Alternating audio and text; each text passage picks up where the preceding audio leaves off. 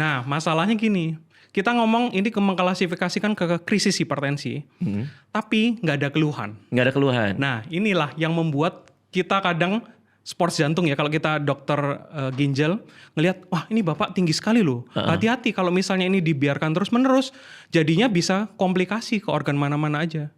Nah, tapi pasiennya nggak ada keluhan. Lalu? Karena itu kebaikan dari tubuh kita melakukan kompensasi. Oke. Jadi tubuh kita itu ya paling gampang itu organ yang paling, kalau saya boleh ngomong ya dalam tanda kutip, organ yang paling sabar itu ginjal.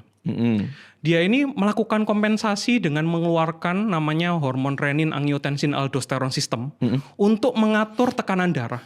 Jadi kalau misalnya tekanan darahnya naik, dia kasihan. Wah, janganlah, mungkin dia mau berubah lah dalam tanda kutip ya kalau kita menganalogikan ya.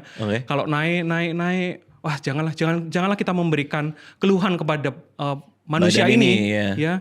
Karena aduh, cobalah kita kasih kesempatan. Akhirnya sampai 180 pun nggak ada keluhan.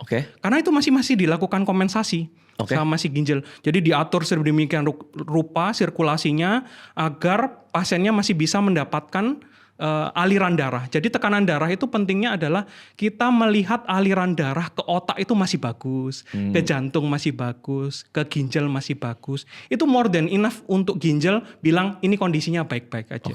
Jadi nggak ada keluhan. Sampai pada suatu ketika dia akan menemukan limit reach-nya, masing-masing orang beda-beda.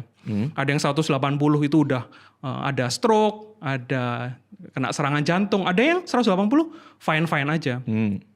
Nah, pada satu ketika tubuh sudah nggak bisa mentolerir itu sehingga mulai timbul keluhan. Mulai dari jantungnya bengkak, terus habis itu mulai terjadi stroke, mulai terjadi gagal ginjal.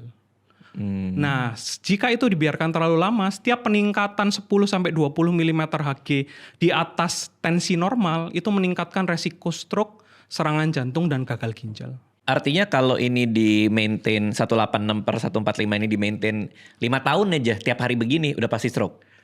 Kalau sudah pasti kita nggak bisa tentu. ngomong ya, karena namanya peluang ya. Nah, tapi resikonya sangat besar. Kalau dokter ngeliat kayak gini apa? Langsung obat? Turunin. Dengan obat penurun hipertensi. Dulu. Ya, karena kan termasuk krisis. Jadi ibarat tadi semakin tinggi tensi, semakin dicekek organ kita.